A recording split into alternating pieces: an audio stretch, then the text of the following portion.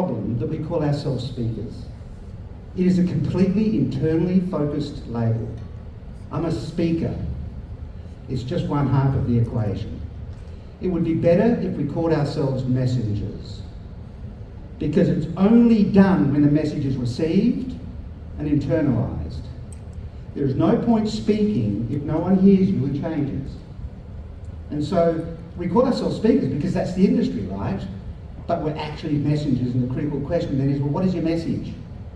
But before I get into that, I'd love to set a frame for what I'm going to talk about for the remainder of the time here. And to set that frame, I'm going to paint everybody's future in the room in the next few minutes. People say that you can't predict the future, but you actually can. At some point in your future, if we just pick a timeline, the thing is, time beats everybody. Time beats everybody. So if we pick a timeline, call it 5 years, and you look down the track to 5 years where you are from today, you'll be in one of three futures. You could either be in this green zone at the top that is amazing in your speaking career and everything else that's going on. You could be in this amber zone in the middle here, where things are pretty much the same as they've always been. Or you could be in this red zone at the bottom, which is kind of crisis. What happened for you?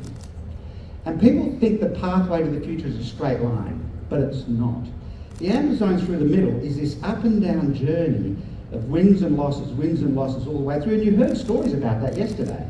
I started as a speaker, and then I didn't get paid, and then I kind of got some gigs, and then it fell apart again. And the problem with that is you're 5 years down the track in exactly the same place you are today. Is that a win or a loss? Just yell out which one it is. You're 5 years down the track exactly where you are today. Win or loss? Loss. Because you lost 5 years. You could be in crisis zone. Now, time does an interesting thing. Time compounds everything. Time always wins. You can't beat it.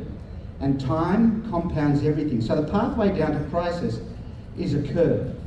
And it accelerates away as time goes on. Forrest Gump's mother was right. Life is like a toilet roll. It speeds up, the further you get into the roll, right? So time compounds everything. But it also compounds upwards towards amazing. It compounds everything. And in 5 years' time, you look at this, and if you're not on the green line, the gap between where you are and the green line just got bigger. And that's a problem if everyone else was on the green line. Here's the really important thing about this model. If you are on the amber line or the red line, right now in this moment, you are as close to the green line as you're ever going to be. Right now. When's the time for action? What if you just wait 6 months or 2 years? Does that make sense?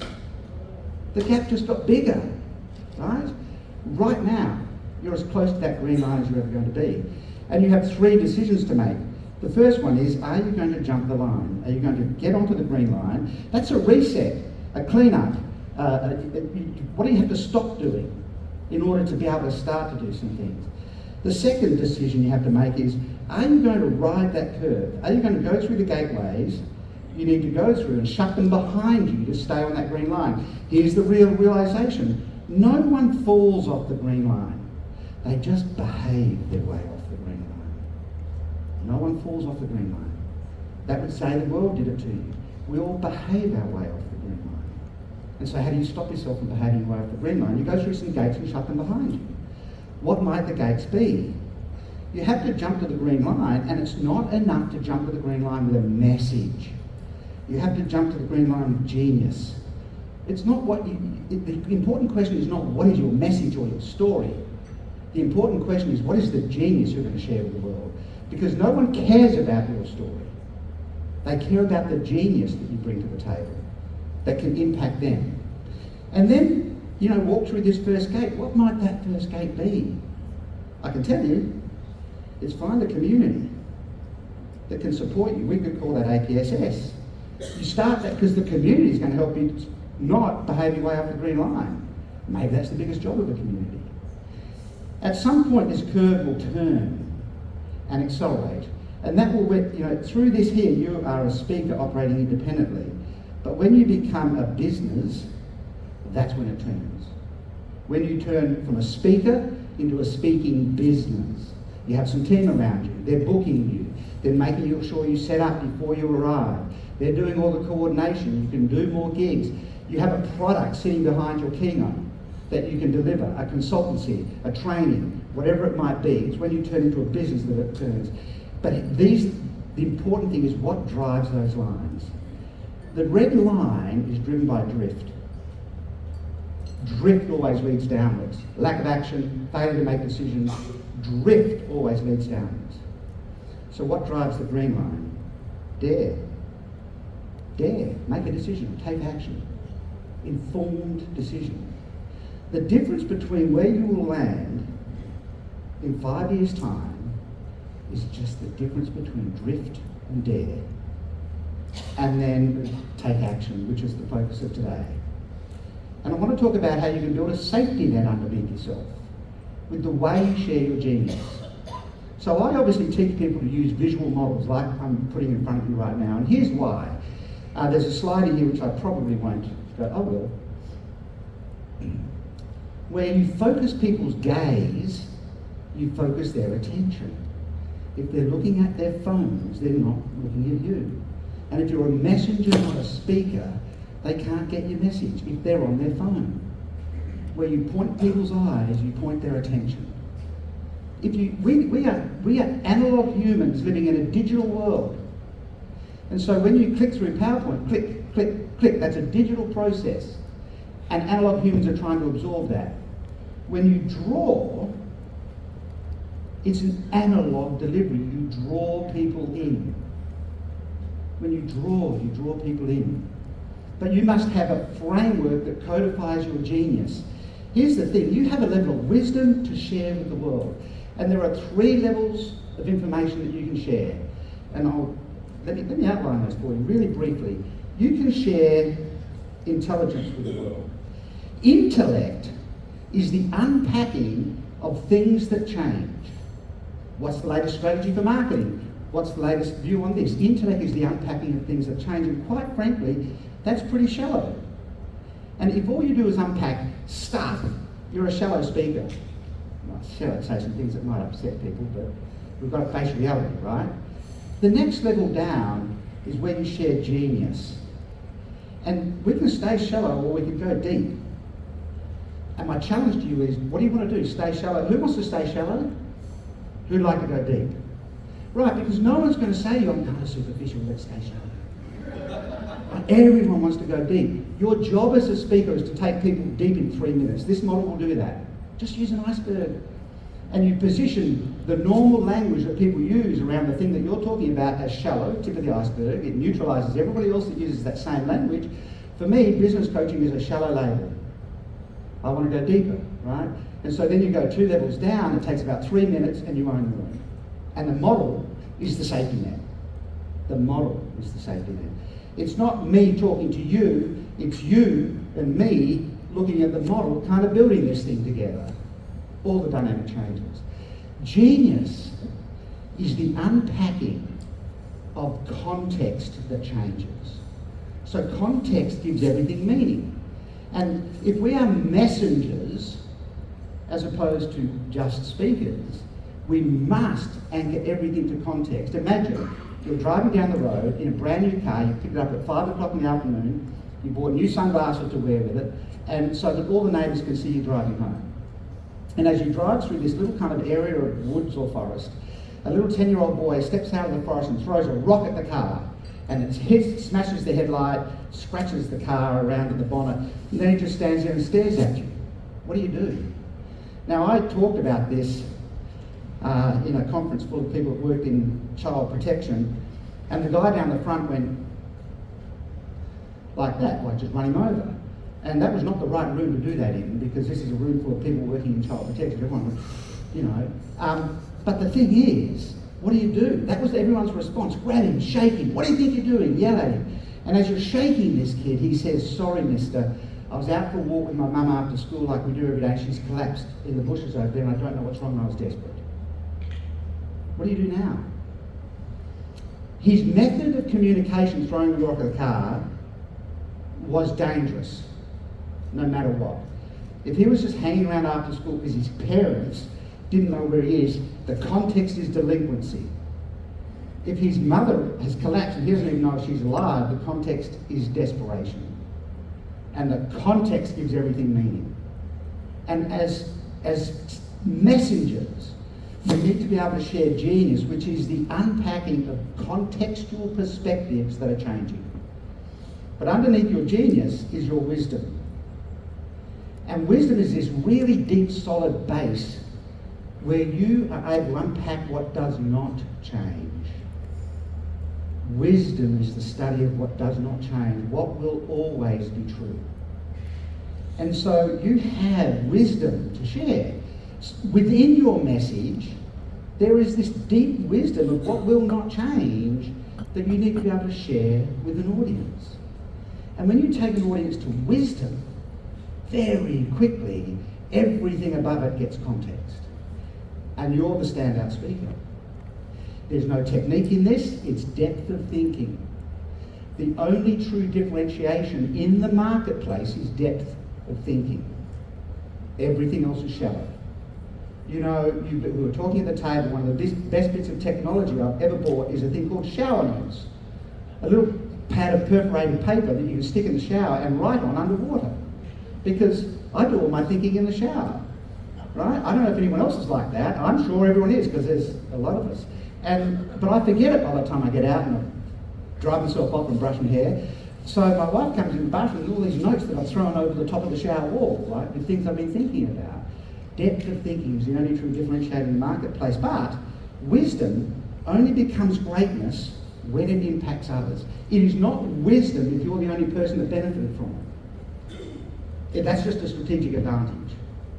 Wisdom only becomes greatness when it impacts other people. But here's the thing. Your real product is conversion. Now, I'm not talking about conversion in sales. I'm talking about conversion of people to an idea. So humans have an intensity about them. And that intensity ranges from high intensity to low intensity. And over time, that intensity plays out. Now, we know that humans are hardwired for resistance. We have an automatic system for saying no. And we know that's true because if you go into a shop and the shop assistant says, "May I help you?" you say, "No, thanks, just looking." It's like it falls out of your mouth, right? And then 3 minutes later, you go up to that shop assistant when they're trying to serve somebody else, and you go, "Have you got one of these things?" It would have been so much easier if you just actually accepted their help when they offered it. And it works 10 times faster than the rest of our systems. The problem is we have a low intensity for acceptance. We do not have an automatic system for saying yes. And we also know that too, because when someone says, "You're amazing, you just did a fabulous job," and so when I said, "Tech guys, thanks so much, these are world class," they went and looked down. Because we do not have an automatic system for acceptance. "You're amazing." "Oh, it's just part of the job." No, really, it was nothing. And so we have this conundrum where you share a new idea with people and you're trying to convert them. Conversion is the moment. Conversion occurs to an idea, whether it's a sale or them buying into your message. Conversion occurs when the curves reverse. When the resistance and acceptance curves reverse, that is the point of conversion. And so what we often do, in order to make conversion occur faster, by the way, whose agenda is that? When we want to sell faster or get people to pick up on our ideas sooner, whose agenda is that? That's the person sending the message, right? One of the most powerful weapons in sales is patience. You do not have to put pressure in the sales process if you have enough leads coming in on the front end. So I have people saying to me all the time, "We sell big tech products, right? It takes 9 months for the sales cycle. We want to make it happen in 3 months." They go, "Why does it take 9 months?" They say, "That's how long the procurement process runs in the companies we sell to." So you want to do it in 3 months? It's ridiculous. Just have enough people coming on the front end and they can take 9 months and you can be patient. And everything changes about how you sell, right? But what we do, in order to make it happen sooner, we apply pressure. And if you put pressure in a closed vessel, you push the sides further apart. We want to stop selling Stop pushing and instead pop out the other side. Get people to this point of conversion as fast as you can so you can pop out the other side and then start facilitating. And I just happened to discover that if we put powerful visual models in front of people, you get to that point almost immediately. So for example, how hard would it be for me to talk through what I've just put in front of you now in just words? And how quickly would you come to that point of conversion about what I'm talking about? So the job is, well, your real product is conversion. And change only happens when they actually make a choice in response to that. That's the only time change happens, is when they make a decision based on something you did. So let's just talk about this for a moment. There's a pyramid of how people are showing up in the marketplace. Once upon a time, the marketing world told everybody, turn your thing into a product or a system, right? Become a product or a system. And the problem with that was, it was a way of trying to sell more stuff. But the problem with that is the marketplace, what clients see is, just give me your best price. What you're told is, make it easy to sell what you do because it's complex sales, so turn it into a product. And when you when you make it look easy, the customer goes, well, how much is that? And they want to compare your apples to everyone else's oranges. And we all know apples are a better fruit, right? And so, but they want to go, it's fruit, how much for your fruit? You go, no, I sell apples. Turn your thing into a product. It is a zero-sum game. Here's the challenging bit for everyone. So the marketing world said you need to do content-based marketing, authority-based marketing, and you need to become a thought leader. I'm going to challenge everyone in the room to never call yourselves a thought leader again. Because to be a thought leader, you need two things. You need an original thought, and you need followers. If you have an original thought and no followers, you're just a good thinker. And if you've got a bunch of followers, but it's not original work, you're a great teacher, but you are not a thought leader. And it's been completely commoditized. It's a great label. But everyone's seen that LinkedIn post with two people seeing that calling themselves a thought leader. And thought leaders don't ever call themselves thought leaders. Have you noticed that? They're the only people who don't refer to themselves as thought leaders. Now, you must be a thought leader, but no one believes it anymore in our marketing. And the other thing is the market comes to thought leaders and says, can you give me some free information? Has anyone had that? I'd love to have a coffee and pick your brains. None of you have ever heard that before, right? Because you're a thought leader, right? And you give out so much free content, then it can't be worth anything. So the next level up is where you become a hero to your client. This is a really legitimate position. And what you were told was you must provide a solution. It's no longer just to tell people what to do or show people, you must provide a solution. And sometimes they can get into done for you and that sort of thing. And the marketplace comes to you for strength. And there is, this above the line is worth much more in paid business than below the line. The problem is, both of these levels require you to sell on ego. I'm a thought leader. I'm the best in the market at what I do. I'm the hero.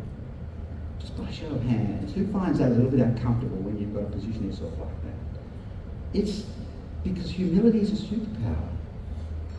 Humility is not weakness. Humility is a superpower. Because no one is that interested in your story. And every hero has a sage. You want to be the sage.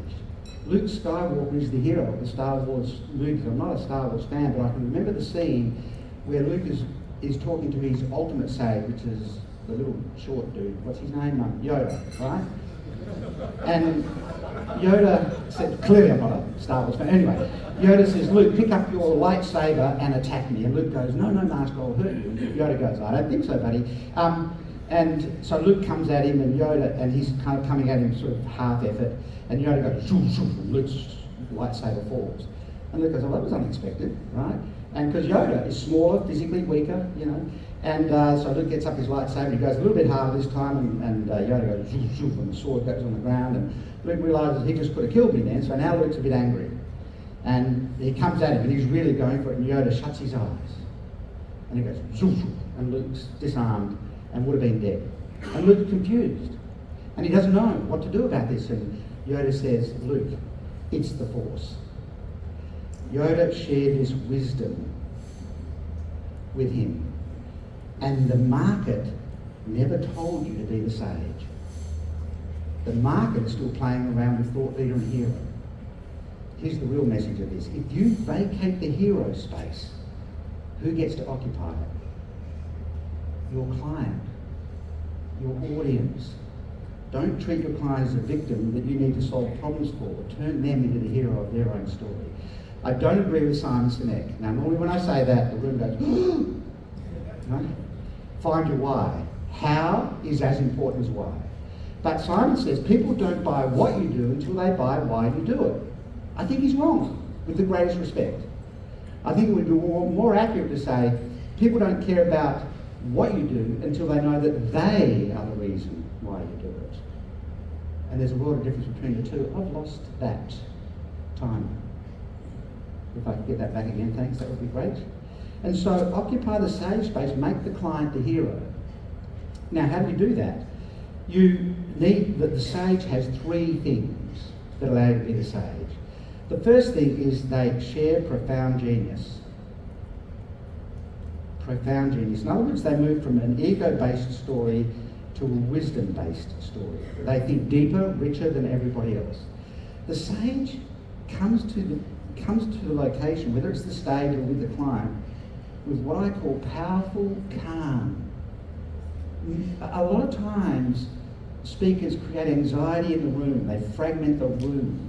The energy, there was a lot of talk yesterday about energy and presence and things like that. The sage does not use any level of pressure to share the message. They just use presence. And you saw a wonderful demonstration several times of that, where people just took the stage, anchored, and they just created this powerful calm across the room. Inflection of voice, and just how they go about doing what they do. When you create powerful calm, we all sell the same two things. And we really only sell these two things. We make people safe and we help them win. Everybody wants to be made safer. They don't want to behave safely. They want to drink too much, or smoke cigarettes, or drive cars too fast, or whatever. But they want someone or something else to make them safe. That's the first thing. You must make your audience safe. Must make them safe. And there's been a lot of talk about we want to create discomfort and everything else. That's great, so long as they know they're safely in your hands while that happens. If you don't make them safe, you fragment and create anxiety. And when people are anxious, they're not going to hear your message. The most powerful emotional state for someone to be in, to hear your message, is curiosity. And if fear kills curiosity, you must make them safe first. Then you get to show them how to win in the context of what you do, your genius. Everyone wants to win, they just don't want to admit it, right? I don't want an average result. Like, if someone goes and buys a brand new car, they want their neighbours to be impressed. Right? Everybody wants to win, we just don't want to say it out loud. We want to win in the context of the thing that we do. You want to win as a professional speaker. We all sell the same two things, we just disguise them in other language. And so, we need to be able to have this powerful calm moving from pressure to presence. And then we need this third thing that actually makes the sage, and it's what I call practical simplicity. So there is a world of difference between dumbing down and simplifying. Dumbing down is an insult. Simplification is the greatest sophistication that there is. And when you can simplify with practicality, when you can move from complexity to clarity,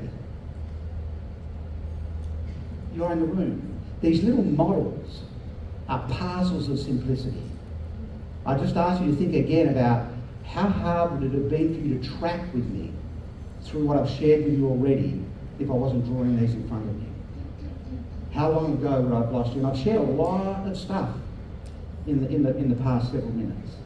So when you have profound genius and powerful calm, you have richer connection with your audience and with your marketplace than they will have with anyone else. It's not how good you think the connection is that matters, it's how your connection compares to everyone else that they meet. Because they're judging you. When you show up with this profound genius and this powerful calm, you get a richer, deeper connection. When you have this powerful calm and practical simplicity, you will have greater conversion to the genius and the ideas behind it that you're sharing. Because they're safe, and you're going to, because they're safe, and you're going to show them how to win in the context of what you do. And these models are blueprints for the brain. Everything in the physical world was a thought first, and then usually it was drawn on paper before it became reality. These are blueprints for the brain. When you have this profound genius and practical simplicity, you get this impeccable credibility that goes with it, reputation. So these three things, profound genius, powerful calm, practical simplicity, are the heartbeat of being a sage in the marketplace. So how does that map out? What does that actually look like? So if we think this through, we know that there are four movements in a process when you take people through. The first movement is you need to build tension. If there's no tension in the conversation, there's no conversion to be made. And you've seen this model in play. You need to put something in front of people that lets them think that where they're at, that they thought was pretty good, is actually not that great. But you need to do it safely. Let the model be the safety net. Then you need to build desire. Let them realise that what they thought was the focus is actually pretty shallow, and the really important stuff is at the base. And that positions you for confidence, which is what we call the genius model.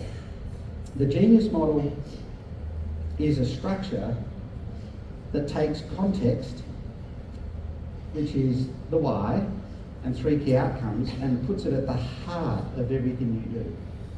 Then shares your concept, the three legs of your conceptual stool around it that drive the middle of the model. It's geometry.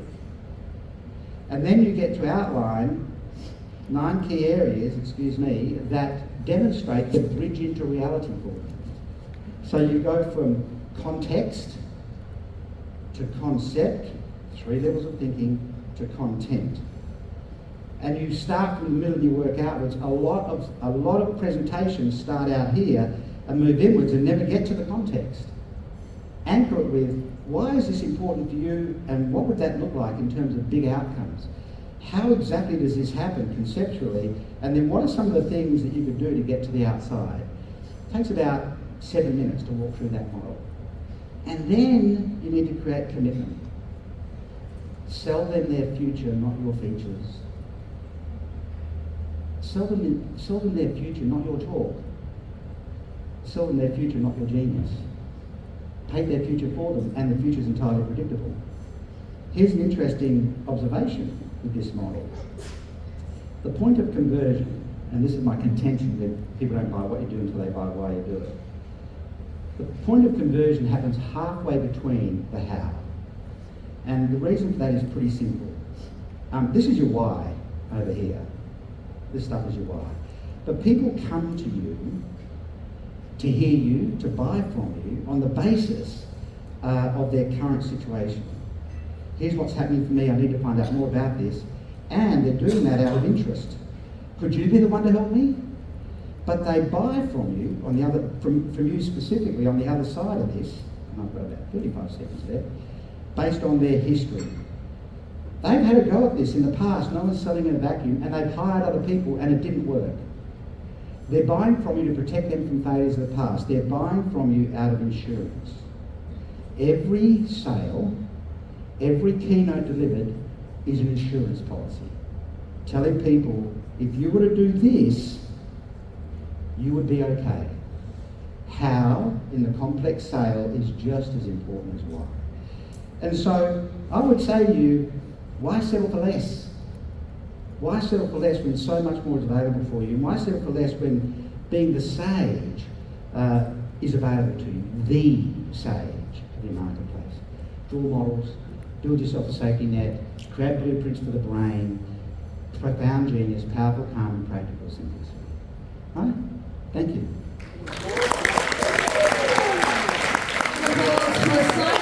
Thank you so